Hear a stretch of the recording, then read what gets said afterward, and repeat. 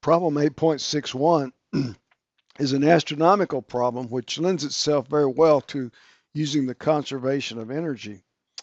What you have is, in this case, the planet Mercury, which has a non-circular orbit. It has as the greatest distance from the sun the radius at aphelion.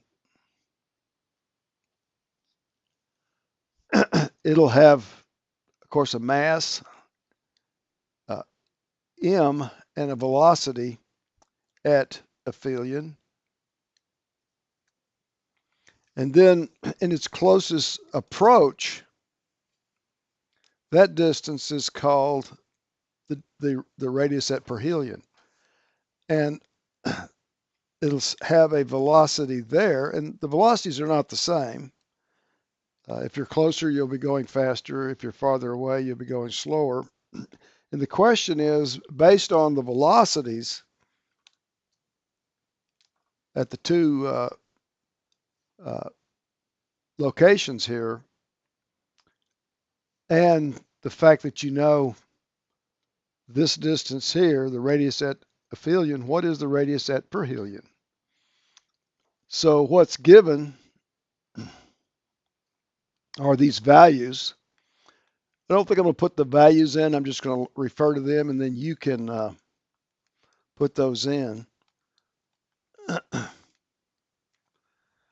So the velocities are given. The radius at the aphelion is given. What you're interested in is determine the radius at perihelion. And as I said earlier, this lends itself very well to using the conservation of energy.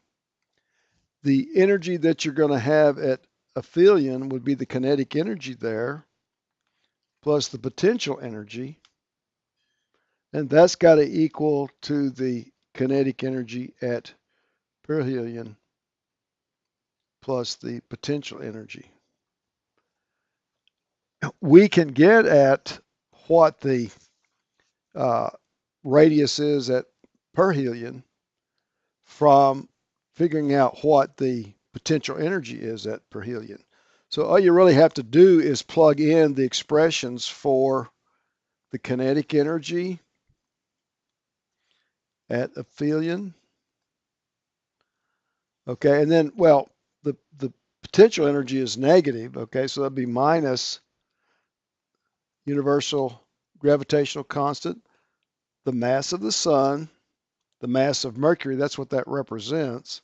Okay, this is the mass of the sun over the distance at aphelion, and that will be equal to 1/2 mv v square at perihelion plus, should say minus, g, the mass of the sun, the mass of Mercury over the radius at perihelion, which we're looking for. Okay, now everything in here is given except r sub p. So this is mainly now just an algebra problem.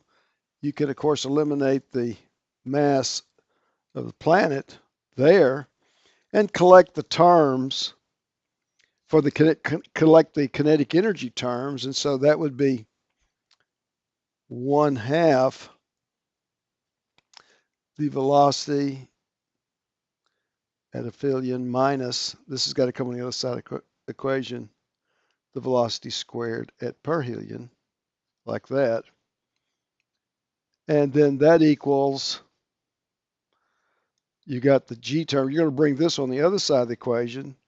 So that would be g times m